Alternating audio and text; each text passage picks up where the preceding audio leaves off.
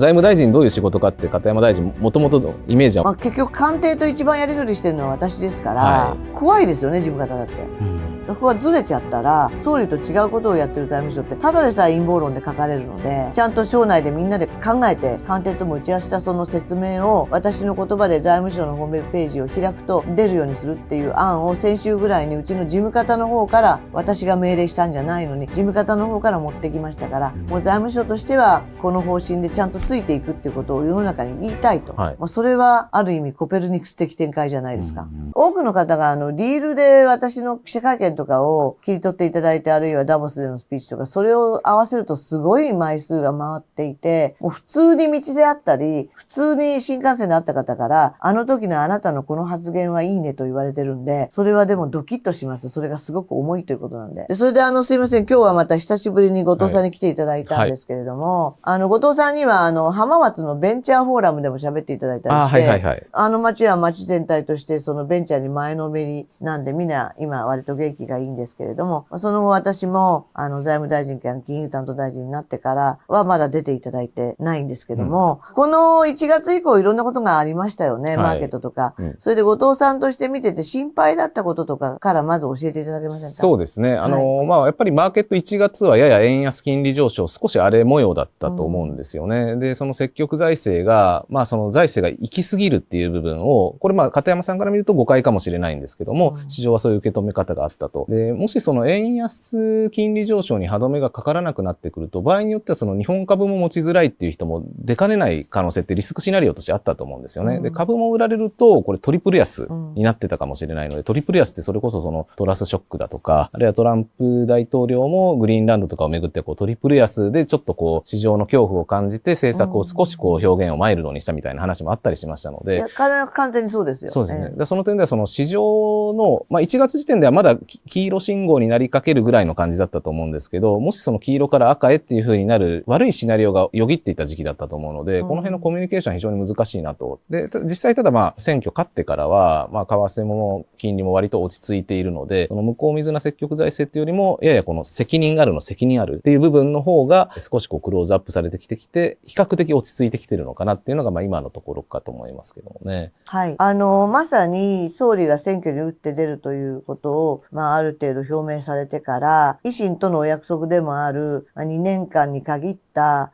特例公債に頼らない飲食料品に限った消費税の減税と、それが最終的な形としては給付付き税額控除で、いわゆる低所得者中所得者の負担の軽減の制度につながると。これをどのように言おうかということは話し合いをしてて、ある程度その話し合いの範囲のことを1月19日に総理は会見でおっしゃったんですよ。それでこれから解散するという現職の衆議院議員や候補者は非常に喜んで、これはいいわと、息上がる、それこそ希望を与えられる強い意志でこの国を引っ張るというメッセージが出ていいものだったっていう、そのメッセージをバーッともらって私たちは飛び立ったんです、チューリッヒに。で、そのチューリッヒにいる間私たちニュースとか聞いてないので、降りた時に、ちょっといろいろ反応が出てるっていうのが夜遅く入ってきて、で、翌日私がダボスの会場に行ったらですね、マイク攻めになっちゃったと。ただ、それは本当にその時言ってよかったのは、まず私が今申し上げたように、かなり責任あるの方に重きを置いて、つまり限定で2年間でその先は給付付き税額控除につなげるよと。で、財源は特例公債に頼らないよと。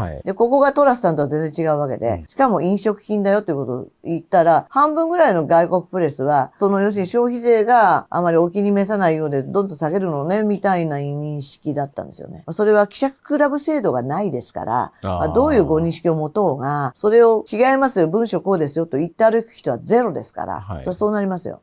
で、その場に私がいて、こうなってますでしょと、こういうふうに言ってますでしょと言って、で、日本の財政は、ついこの間通ったばかりの補正予算でも、今から国会に出そうとしている、8年度の予算でも、他の国よりも単年度ではマシだよと。で、かなり国債発行額に目処をつけて抑えてるよとか、債務残高比率も減ってるよと。ほら、他よりいいでしょみたいなのを見せたら、落ち着かせることができる程度のものであったっていうのは、そうであるのと、あとは、半分以上は英語でやりましたので、そのファイナンスミニスターという国債の発行権者がそこにいて、落ち着いていろんな人と会談したり喋ってるってことは、日本が債務危機にないってことなんですよ。論よる証拠で。それは非常常に大きかったですよね。だからそこで大変な目にあったんですけれども、ある程度収まってきた日に、私がいたのは20日1日だったんですけど、その日の夕方にトランプ大統領が入ってきて、グリーンランドに関する EU への追加関税はやめるって言ったんですよ。柔軟化した時です。ちょうど柔軟化した時ですよね。で、その前に私と実は、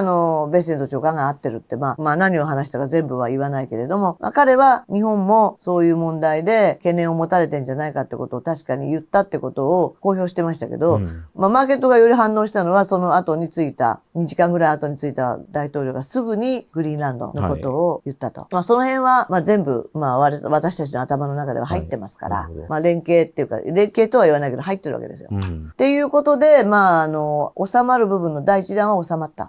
それからもずっとですね、緊密な関係を続けながら、マーケットを注視して、その例の日米の覚書っていうんですか、あれで、必要な時は措置が取れるということでやっていますので。やはりその片山大臣としては、そのベッセント長官とも、その日米ともに金利の急な上昇は良くないっていうところに関しては結構認識が共有されてるっていうことなんですか？この状況だとそれとかそれが連覇してボンド安になるっていうのは世界的に非常によろしくないですし、アメリカも当時トリプル安の危惧を抱えてましたから、非常にマーケットに注視しながら協力できるところは協力していくということは非常にしっかりシェアされましたよね。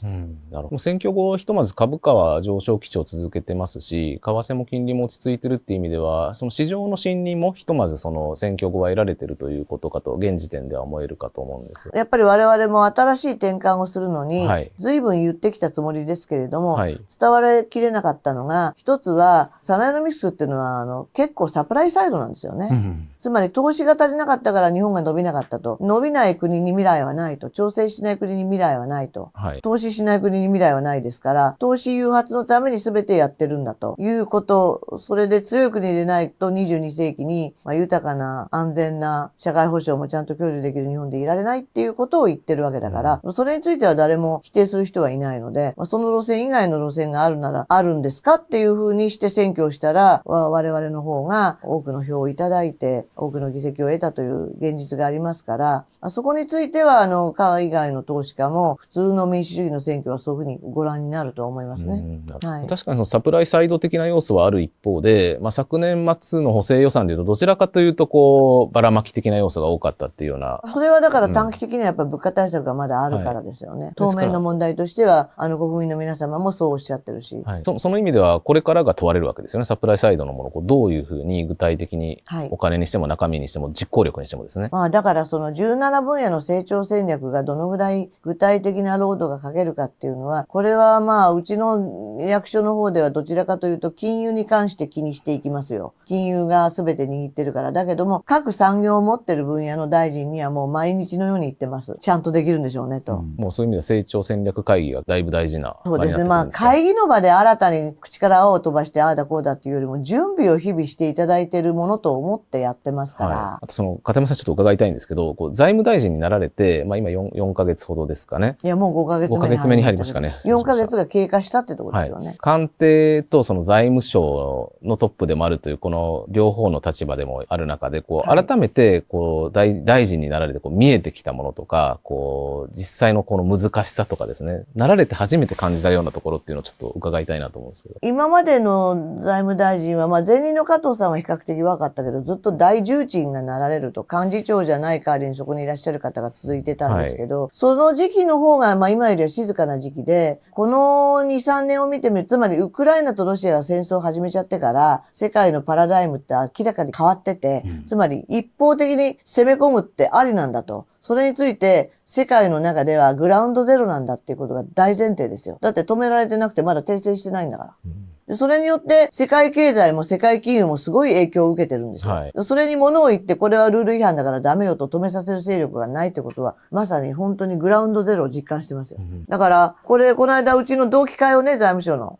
でうちの同期は財務官がいないんだけど、国税庁長官は2人いて、次官は1人いて、あと局長経験者も含めて半分ぐらい来てくれたんだけども、やっぱり毎月のようにオンライン会議で G7 があるって言うとみんな、って言うんですよ。それやることあるのって。やることありありなんですよね。で、私たちがほら、重要鉱物の最先端に立っていろいろやったりしてるじゃないですか。でも、他の国では確かにあれは国有財産であって、関税問題なんですよ。マーケット作るから。なるほど。で、そういう状態ができてるってことは、経済安全保障的にはもう、セミ有事ですよね。普通の WTO の中でやってても、全く言うことを聞かない人がいるわけでしょ。で、それを武器化するってことが、次々行われようとしてて、それに対して有志国が集まって自分たちを守る形を模索してるっていうのが、去年ぐらいからやってるらしいんですけど、私たちの時に具体化して、4月とかにはアグリーメントに行けるかどうかとか決まってくる。で、今度の米中がどうなるかっていうのが注目されてると。その前にうちの総理は、アメリカに行けるっていうことでしょ。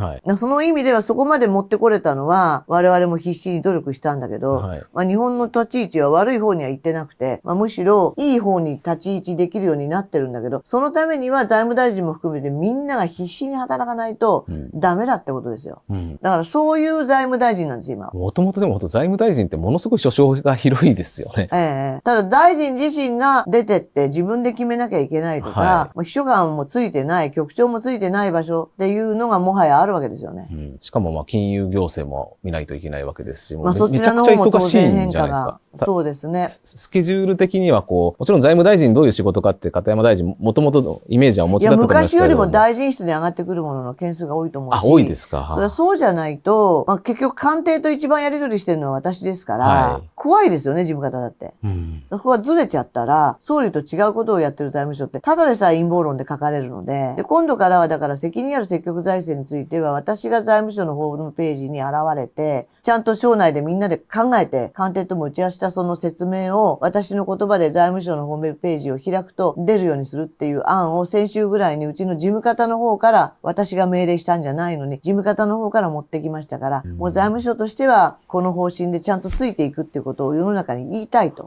それはある意味コペルニクス的展開じゃないですか。どうですか？いや、本当そうですね。いや、だからやっぱり国民からしてみても、大臣も顔が見えるというか、この人が責任持って自分の言葉で喋ってるっていうのはすごく大事なところだと思うんですよね。そこが指示につながるところが、片山大臣もそうですし、高市さんもそうだと思いますけれども、特に今のこの YouTube とか SNS が多い時代においては、国民のこの支持、理解を得るっていう意味でもすごく大切なことだと思いますけどね。そこのところが、誤解されないように、例えば複数年度や投資の予算についての枠組みができると、今までやりにくかったことはできるようになりますよ。で、いいものは取り上げられて、いらないものはバッサリ切るっていうのは、それは国民はそれで反対する人いないんですけど、実は査定の関係ではそちらの方が難しいので、より難しいことにチャレンジしてもらうってことなんですよね。で、総理は最初の補正予算の時には鉛筆を握ったんですよ。で、私がだから次官局長の代わりに全部説明して役人は入らないでそこに電卓があったりしたんだけども、それで総理自身も政調会長が長いから分かって、やっぱりそういう要求って未だにたくさん出てくるのねと、これ一体どうやって全部認めろっていうわけみたいな。それもすごく勘どころがいいからお分かりになって、そうすると財務省でしかできない役割っていうのもお分かりになって、だからやり方と枠組みと概算要求の方式などを変えていって、それでもここにプロフェッショナルがいる必要は非常にあるんですよ。だって誰かがその悪役をして調整しなきゃいけないんだから。そうじゃないと全部官邸に行っちゃうっていうことになりますから、それは非常に危険ですよ。官邸は倒れたら後ろはないんだから。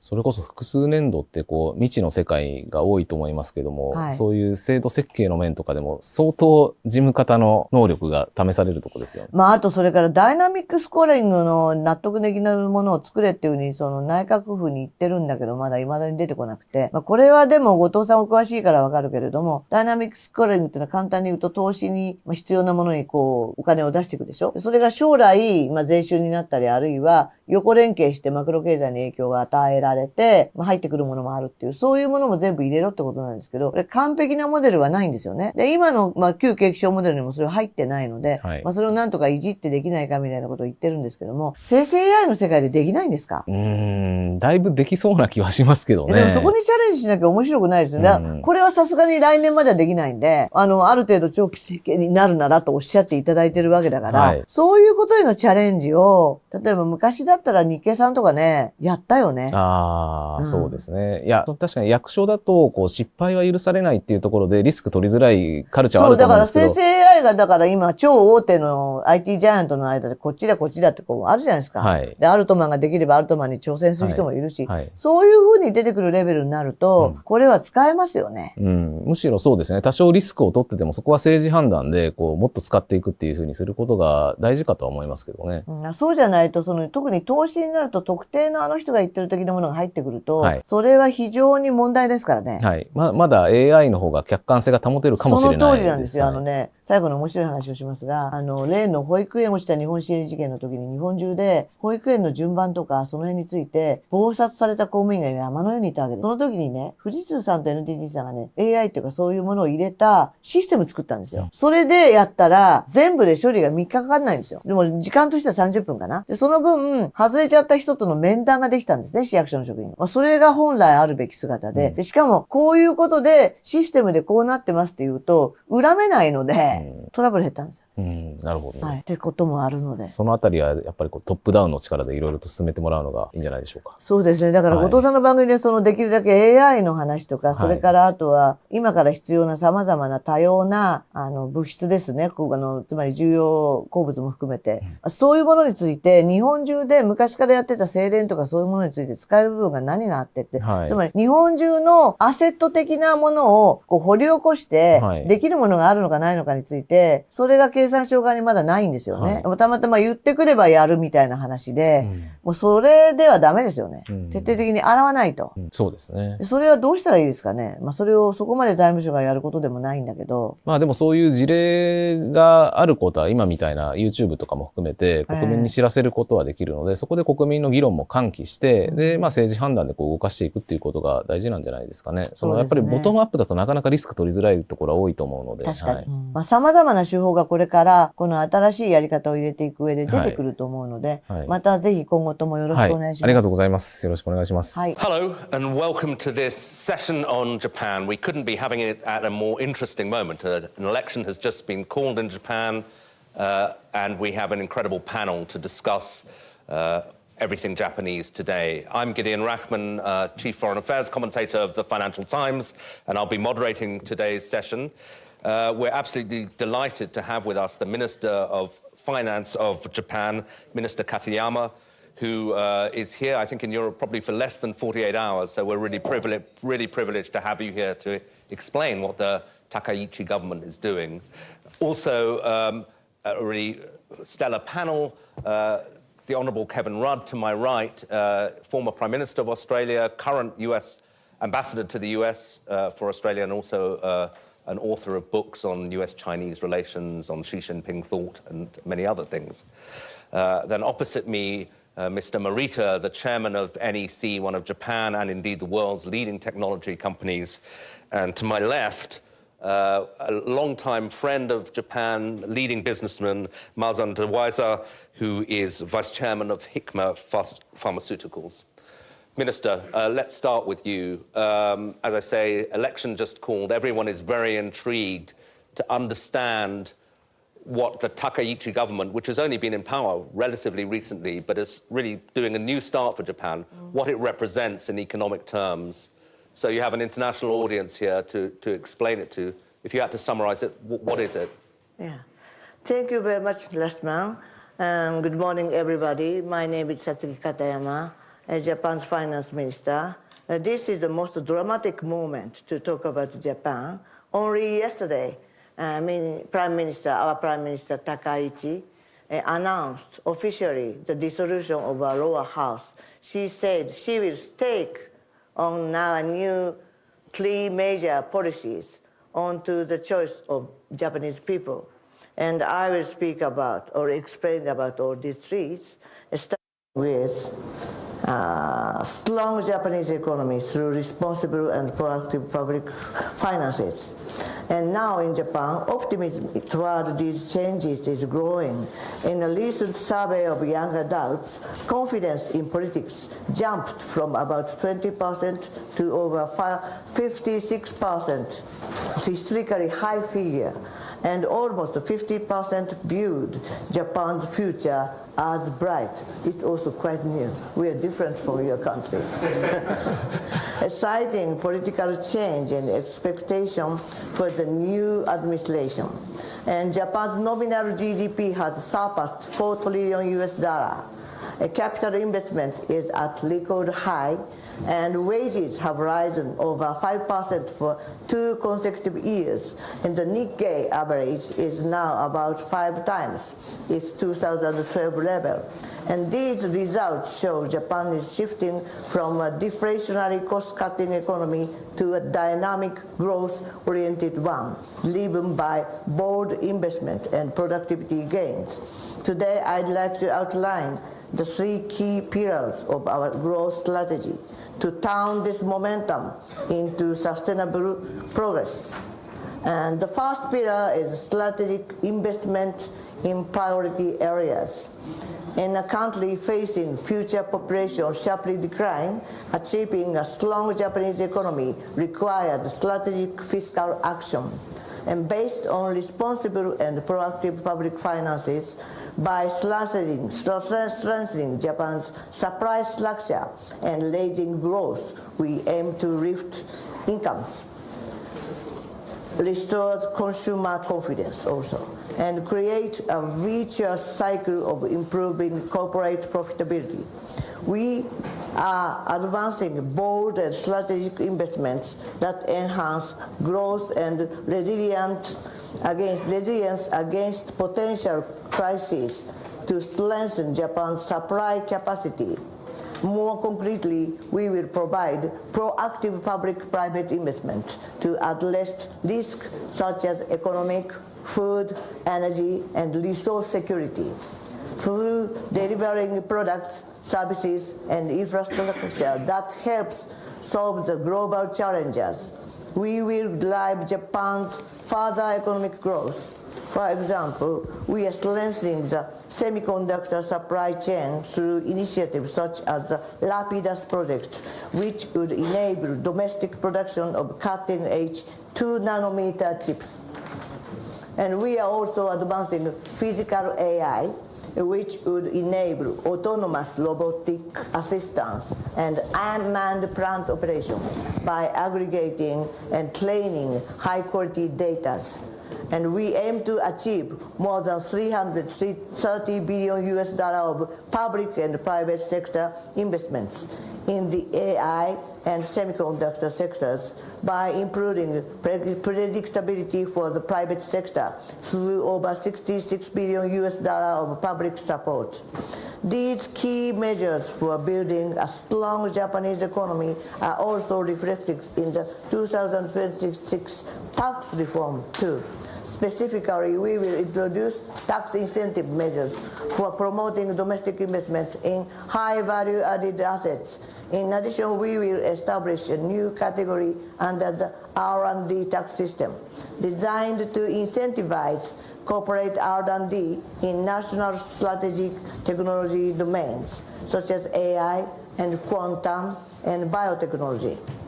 Shall I stop?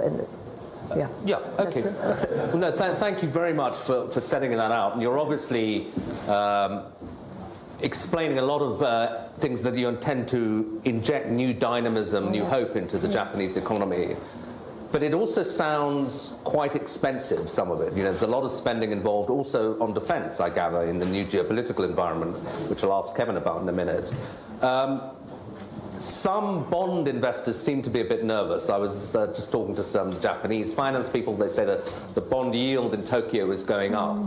What do you have to say to people who are worried, particularly in the bond market, about the implications for Japan's debt? Yes. Since last October, since I assumed my post, I have been continuously talking with financial sector, pension, insurance, and all the institutional investors that we keep on going with sustainability of our public finances. And in the formulation of last 2 economic package, we could have kept our dependency ratio upon GDP lower than the previous one. That is incredible, but that was feasible because tax revenue increased. And our dependency ratio upon debt is as low as 24%. It's 10% lower than it used to be. And our this year's public expense ratio onto our nominal GDP is by far the lowest among G7 countries. So that's the result. So we are trying to keep the sustainability. So you along with we are increasing spending. Yeah, and you're confident that what growth will make up for will generate enough revenue to make all this possible? Yes. We firmly believe in we should sharply move from the extensive cost-cut economy toward vital boosting investment economy, and it will bring about more tax revenue and more consumption, and that will have a virtuous cycle of economy. Okay. Final question for you before I turn to the rest of the panel. As you look at the Japanese economy in this new geopolitical situation and also massive technological change, AI and so on, what do you see as the sectors where Japan can really excel? Yeah, we have already designated 17 fields, including AI, AI-related robotics, physical AI, semiconductor, fusion, quantum, and maritime, and defense, and what else? All major fields of which we can say that will do also good to not only to Japanese economy but also Japanese national security or future resilience. So that's why we are called these investments, not only growth strategy but also crisis management. Okay. Well, you mentioned national security, and Kevin, this is an issue you've followed across the Indo-Pacific. And one of the striking things about the Takeuchi government was that almost as soon as she came in, she found herself embroiled in a row with China over a statement the Chinese objected to on Taiwan. The Chinese, in fairly typical fashion, ratcheting up pressure on Tokyo. Watching all this, how do you see Japan's, well, how do you interpret those incidents, but also in the broader context of Japan's geopolitical situation? Good, thanks. I'm ambassador in Washington, but I'm here in a private capacity. So these are my remarks. Firstly, Australia and I think the rest of the Indo-Pacific is very bullish about Japan. And listening carefully to what Minister Satsuki just said about the economic program of the Takeuchi administration, Takeuchi government, we draw great encouragement from that. And Japan across the Indo-Pacific is seen as a force for strength, for stability, and increasingly for prosperity. Remember the enormous source that Japan still represents in terms of foreign direct investment right across the Indo-Pacific region. On the specific questions you raised in relation to Japan and China, as you know, the history of the China-Japan relationship has been problematic over many, many decades. I am confident that this current set of difficulties will be overcome by both governments. The bottom line is, for countries like India, like Australia, we are strong Quad partners of Japan. All four countries, together with the United States, are committed to long-term strategic stability in the Indo-Pacific. Furthermore, we are collaborating with Japan intimately on the future supply of critical minerals, rare earths, both raw and refined, as well as in critical technologies. And also, what we are doing with Japan is enhancing not only our own defense relationship with Japan and with Korea and with India, but increasingly we find the collaboration across our respective defense communities becoming closer and closer, quite apart from our separate alliances with the United States, or in the case of India, of course, it's not an ally. So you put these factors together, I mean, the Indo-Pacific, looking at a large economy like Japan, looking at a large source of foreign direct investment, our friends from NEC are here, for example, looking at Japan as a source of innovation and advanced manufacture, and now a government under Takaishi doubling down on bringing AI across every element of the Japanese economy. So we see a positive story emerging from Japan, and one which we think will add to aggregate strategic stability in the region. And the Japan-China relationship, always problematic, will continue to be managed. Okay. Mr. Morita, I mean, you lead one of Japan's most important companies in, you know, the technological area that's changing so fast. As you look at the opportunities for your company and indeed your country, how do you see it? Yeah, firstly, the big difference I saw in the last few years is people started openly talking about like national security together with economy, right? In the past, and we are kind of reluctantly splitting those two types of things. But now, we seriously consider that these two are closely tied.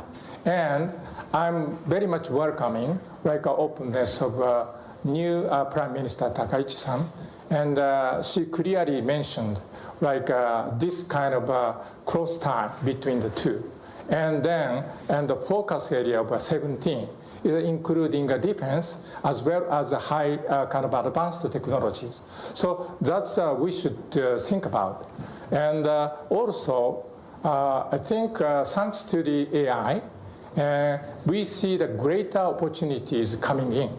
And as far as I understand, we are in a very early stage of implementing AI in our lives. And we are talking about GPU, we are talking about LMN, we are talking about data center. But that's going to be very, very infrastructures in a sense, in order to make like use of those kind of new innovation. We have to change the society. We have to change the education. We have to change the people. We have to change the way of doing everything, right? So in that case, and I think we really need to use the data which is not on the internet, and it's a real life, real world data, and intuitive data, and also some kind of proprietary data. And those things will be realized by like a very job-specific language model. That is a small language model, which is kind of well-trained for very specific purpose. And also the agents, and many agents. So together with those things and implementing into real environment by using like real world data, that's going to be happening in a real application. And I think that areas is Japan is very much good at. And also the biggest issue we are facing is a kind of social resistance. But look at Japan, right? Population is declining, right? We are suffering from the shortage of workforce. So who blame it, right? And everybody happy to get robotics and AI into real world. So you're saying that the kind of the concerns that others have about, well, is AI going to take a lot of jobs? Yeah. In Right. Japan, it's rather different because you have a shrinking labor force anyway. Yeah. right, Much right, less. right. Yeah. Okay. Right. Just one other question. I mean, certainly reading the business press, the whole question of the development of AI is often portrayed as a US-China battle. Those are the two countries that are leading a race, if you like, and the rest of us are kind of nowhere. But Japan is a very advanced technological power. Do you see a role for Japan at the cutting edge of all this stuff? Yes, I think that's why the Japanese government is kind of heavily investing in that field. I think we have to admit today, right, and public-private collaboration must be happening in order to cope with global competitiveness, especially in the area of infrastructure, digital infrastructure, how to protect the country, how to build up those kind of infrastructure, water, electricity, right? And those are kind of key elements for industry, but that have to be affordable price, right? So I think that is a kind of responsibility of nations, and I think that's I'm expecting Japanese government take a lead. Okay, well, I'll ask about that in a second. But Marwan, I mean, you're a long-time friend of Japan, a long-time visitor to Japan, known the country for 40 years and doing business there. How do you see its current situation? Well, I'm quite intrigued by the positive news I heard from the minister and Marita about the technology and advancement in Japan. But once it comes to reality, my experience in Japan, I'm talking about as an outsider from Japan. Japan is a first-class country. They have first-class platform of intelligence, first-class technology.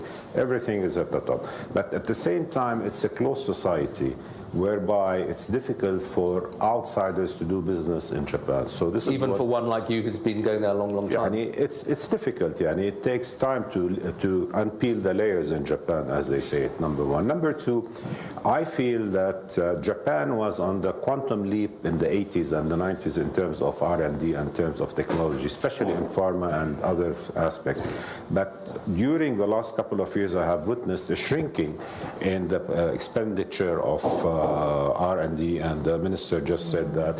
So all of these things have led to a vacuum of certain, especially in my field, in the healthcare, whereby we saw the neighbors of Japan over beating Japan in terms of technology, in terms of targeted therapies, and in terms of new advancements.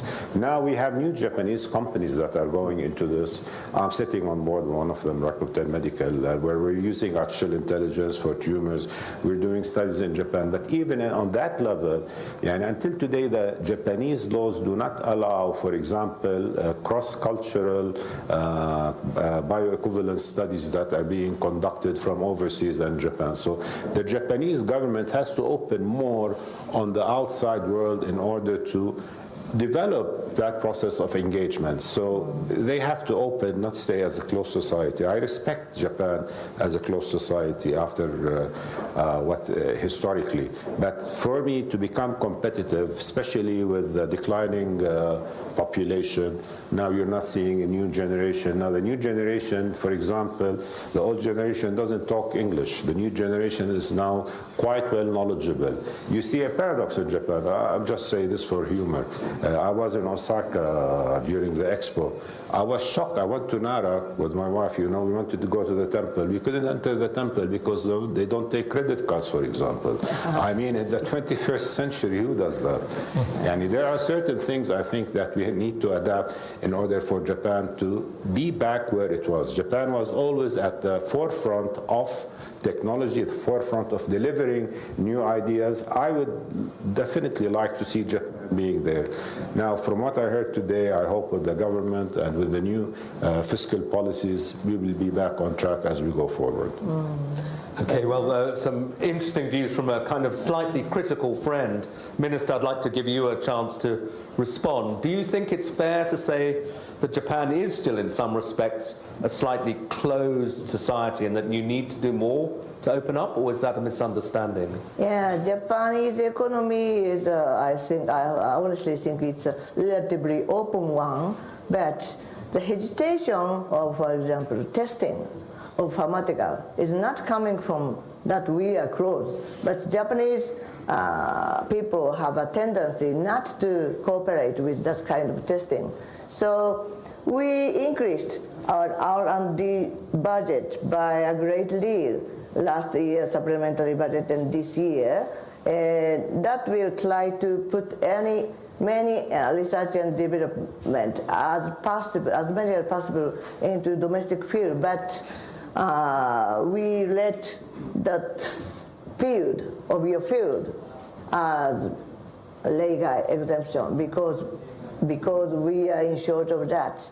But this is true that research and development is essential in many fields, and as pharmaceutical sector, let's say 10 or 20 years, they were aiming for a bigger business. But after all, most of our big pharmaceutical companies finally had an alliance, capital alliance with big worldwide spreading companies. And now they all come to see me because last year was a battle year of medical and pharmaceutical budgets. And that is a tendency to be lowered by Trump administration. So they came to ask me to stop that lowering. We cannot bear anymore. That kind of difficulty is always rising in the sector. It's particular because in Japan, it's universal health coverage, but right. In United States, it's not. And U.S. government is trying to minimize the expense onto that compensation for American people. And some are aiming for more universal. So that is a big social and political problem that we have to think about it. Very interesting, yeah. And in fact, I think that pressure from the Trump administration on pharmaceuticals points to a broader issue for Japan, actually for all countries in the world, but we're talking about Japan, which is that the United States is a less reliable partner, I think we can say. I mean, that it has imposed tariffs on Japan, its close ally, that it is demanding massive Japanese investment in the United States. And at the same time, your other major trading partner, as Kevin was saying, very difficult relationship with China, just got a bit more difficult. I gather the Chinese, when I was last in Tokyo, it was full of Chinese tourists, and now I'm told they've been told not to come and things like that. So how do you, as one of the world's largest economy, but not a superpower, navigate this new geopolitical environment and run an economy when you have both the US and China putting different forms of pressure on you? Mr. Lashman, it's a very good question and always posed to us. We are between United States and China for long years, and we can't move geopolitically. And we did have a war with both of that. Yeah. We know both of them very, very well. So finally, we had the only national security treaty with the United States. The United States is the only ally in this field. And even last week, I was in Washington, D.C., and my friend Scott Bassett was organizing a G7 critical mineral meeting. It was very successful. And on that sense, we are facing the restriction from the side of Chinese government without any good reason. But it also happened. It's always happening since 2010. These reasons now have nothing to do with trade or economy, just for another reason. But wherever it happens, United States and our ally in G7 are always of our helps. And Japan is the only country which have seat in G7, and it's been 50 years. We have the only country in Asia who have a complete free currency. So that's my answer. We, geopolitically, we are always trying to be in our best position. And now it's as it is. Kevin, putting your hat on as a geopolitical thinker, it seems to me it's like a common dilemma for a lot of middle powers, Japan, but also Australia, also Canada. You see Mark Carney trying to sort of chart a new direction for his country. How does one navigate between an unpredictable United States, where you're based right now, and China? I think the first principle is in the Indo-Pacific, if you look carefully at the Trump administration's national security strategy, which I have, it's very clear where its priorities lie. It is also clear that the future of the Indo-Pacific is of fundamental national security significance and economic significance to this Trump administration. Whatever noise occurs in the public debate about foreign policy and national security policy, have a look at the fundamentals of the agreed interagency, administration-wide position, within which they see enhanced roles for allies such as Japan, the Republic of Korea and Australia, and also the Philippines within the region. So that is kind of pretty fundamental. It's a different set of geostrategic circumstances to that which we now see in relation to Europe and the transatlantic. I think the second point is, going back to the China dynamic, the reality is because Japan is a long-standing treaty ally of the United States, so is the ROK, so is Australia, India, a more recent strategic partner of the United States, that creates of itself underlying and continued structural tensions with Beijing. That's just a reality. And the challenge of foreign policy and economic policy is simply to navigate within that reality rather than pretend that reality doesn't exist. That's why the Japanese self-defense force continues to grow, the Australian Defence Force continues to grow, similarly in India and similarly in the ROK, and they work increasingly together. Thirdly, for the future, and again it goes back to an earlier comment I made about Japan, open society, closed society. I've been to Japan many times. I like the place a lot. Don't know it as well as you. I know China very well. I speak Chinese, I don't speak Japanese. If we take the existing arrangements which underpin our, shall we say, common endeavours in the Indo-Pacific, it's a Japanese idea to create a free and open Indo-Pacific. That's a Japanese idea, which the rest of us have accepted. It's a Japanese-led initiative to have the Trans-Pacific Partnership 11, minus the United States, because they're currently in a protectionist frame of mind. But if you take those two visions carefully, it answers your question about how can Japan and the rest of us open increasingly to each other. Japan, Korea, Australia, India, the four largest economies outside of China in the Indo-Pacific. And you put those four together, you're looking at a critical mass of goods and services, investment markets and technology before you look at our external links with Europe. So finally, in terms of navigating the US relationship, this is an ongoing pragmatic challenge for each of us. But I'm saying in the Indo-Pacific, the fundamentals are of a different nature to those which pertain in Europe at present. Just a quick one.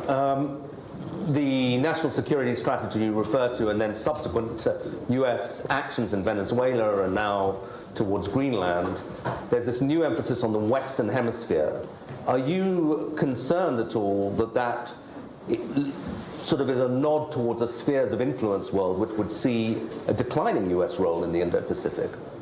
I think you apply there a zero-sum game. It's one or the other. Let's take three traditional areas of US strategic engagement. Number one, the Indo-Pacific, China-US strategic competition. Number two, the transatlantic and Europe, currently seeing the dynamics of Russia-Ukraine. And three, the Middle East in all of its complexity and its sub-theatres, of which there are many. Underpinning that is an abiding Republican concern and MAGA concern about their own hemisphere, and certainly about increased Chinese presence in Latin America, both the Caribbean and mainland Latin America.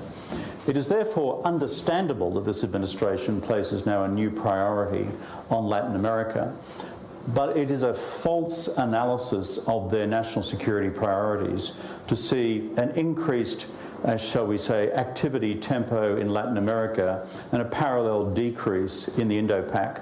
I was recently in Indo-Pacific Command in Honolulu with Admiral Paparo. There is nothing but growth occurring in the Indo-Pacific in terms of US capabilities, US operations, and US engagement with the rest of us. It's a different reality. Okay, Mr. Morita, I mean, in your earlier remarks, you said that tech and defense are increasingly important, and we know the Japanese defense budget is going up. But Japan has its own very specific culture on defense, has been worried, for example, about defense exports. Do you think that is changing, and do you see Japan developing a really significant defense tech sector now in this new changed situation? I feel that the definition of the defense is changing over the time, right? And cybersecurity, right? And are you talking about cybersecurity as a part of defense or war and army or something? And also, we are doing a submarine cable, which is a very much essential part for protecting the country. But it's a cable and the connections and broadband bandwidth, right? But that's very much essential for protecting like digital infrastructures for the country. And we see that a lot of things happening in that areas. So Japan, and without like kind of arguing those kind of things, this is a part of a defense, this is not defense. We are talking about advanced technology, which is kind of increasing the protection of the country, right? And for example, like a satellite, right? A satellite constellation is can be used for like observatory of situations and surely helping the country to protect its land. And also submarine cable as well, and also AI. For example, Japan is one of the few countries who can develop the large language model from scratch. So it's a pretty much autonomous, like independency we can capture. Japan in a position of sharing that benefit to other countries other than China and the United States. That's a way I think we can contribute to like increase the protection on the peaceful world. That's I think we should do. Okay, I want to give the audience a chance to ask some questions in a second, but a last one for the Minister. Yeah. Prime Minister Takaichi is the first female Prime Minister of Japan, and you are the first female Finance Minister. Yes. And I remember, in previous Japan sessions during the Abe period, there was a lot of talk about womenomics. Are we now actually seeing it in action, that Japan is mobilizing its female talent, really? And is that part of your pitch going into this election? Of course, it's always part of our pitch. And also, we are trying to protect and reinforce what Mr. Morita has said. This is the force of our industry and super high-tech area. Only Japan can do that. And also, a sort of financial technology which are coming.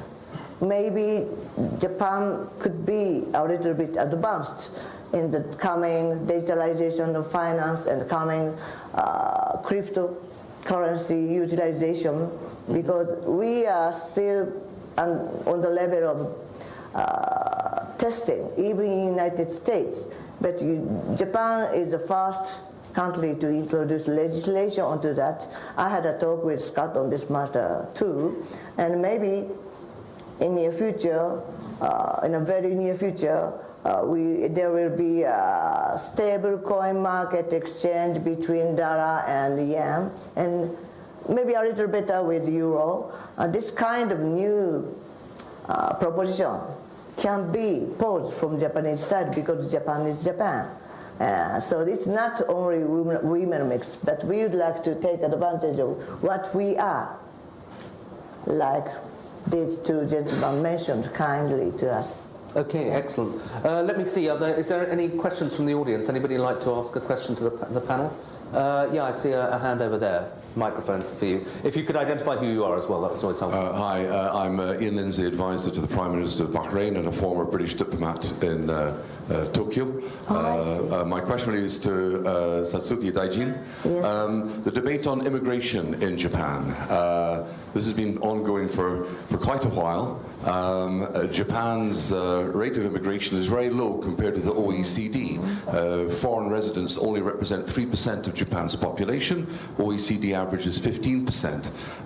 Clearly, we've already had references to Japan's aging population, and that's one of the reasons why foreign workers have been brought in. But that has caused something of a backlash. The governors of all the prefectures have just issued a statement talking for a rational debate on immigration. Minister, how can we see this going forward? Does Japan need more foreign workers? And if not, why not? Thank you very much for the question. This is a hotly discussed matter. Maybe in coming election, that will be one of the matter between us and the opposition. But we all say, our LDP party says that we are in a position to welcome those who are good to us in any sense. Good friends coming in, and those who did something wrong or illegal should be left. But we couldn't reinforce the latter in real stages. That's why we have a certain voluminous population illegally came into Japan and staying. And that will increase the Japanese feeling of uncertainty in that particular area. That really happened. So we changed the mode of our driver license, a mode of a new coming in businessman visa. It was very, very cheap compared to your country. We raised it to the international level. That's what we are doing. But that is true that Japanese culture is a very, very special one. And I was in France for 2 years, and I remember the day, it was under Mitterrand administration, they tried to assimilate all people coming from their ex-colonies. Ex-colonies means they speak French perfectly. But even that, there was a strong negative feeling among Parisian or French people, different culture. So we also feel different culture because the ratio of foreigner attained 3%. And in some area it's very tensioned, so concentrated. The ratio is higher. And so we would like to ease these uncertainty, and we would like to welcome those good people and not bad. So the rule is very clear. Just to summarise, do you expect overall numbers of immigrants to rise gradually or to come down a bit now? We are not very sure of the percentage, but we are not imagining that situation where our society will be like European countries. That is very different. Sure. Yeah, gentleman here. Just over there. Hi, Yuito Yamada from McKinsey. Question to Kevin. Japan has some strengths in the semiconductor value chain, contains 50% market share of some of the critical materials such as photoresists, silicon wafer and all that. The question is, how could Japan use these supply chain, value chain strengths towards some of the strategic allies, as well as also some of the competitive contenders that it has? I think there are two core dimensions to supply chain vulnerability as they impact Japan and frankly the rest of us across the Indo-Pacific and the world. One is where we now find ourselves in terms of semiconductors and their inputs, and then secondly, more broadly, in terms of critical minerals and rare earths. On the first, it's no mystery that in terms of semiconductors, we look to TSMC, we look to Samsung, and we look to Intel, and with some Dutch lithography on the way through. So the reality is these overall semiconductor supply chains need to be broadened.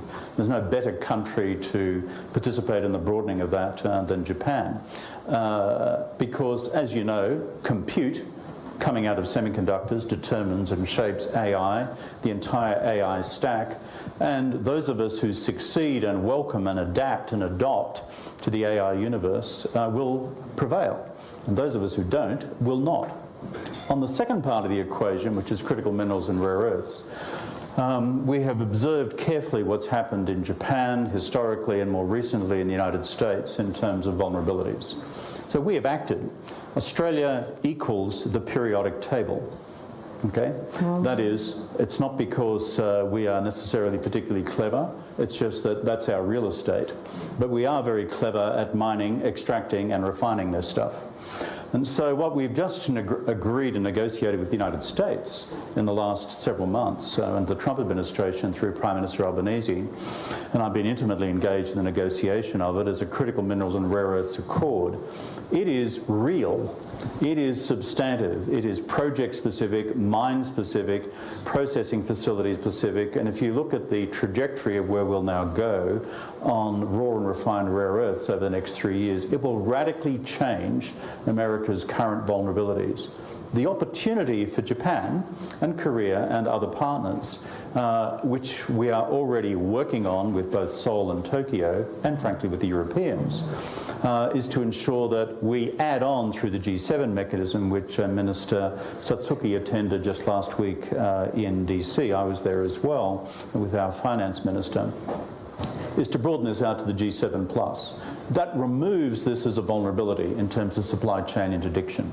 And that's necessitates industrial policy intervention. And for those of you who purchase and need critical minerals and rare earths into the future, it will mean a price adjustment. But there's an offsetting factor here. Security of supply means industrial policy intervention, means a higher price, but you have security of supply long term. Otherwise, the immediate so-called market price will always be low when it's manipulated by certain external actors. Okay, well, it's a sign of a great session that I've 100 follow-up questions I would like to ask, but we actually only have 20 seconds left, so I'm afraid we're going to have to call a day. But I'd just like to thank particularly the Minister for taking time at such a busy time in Japan, and we really appreciate it, and also to the panel for a really lively and interesting discussion. Thank you all very much. Thank you. Thank you so much. Thank you. Good to see you. ありがとうございました。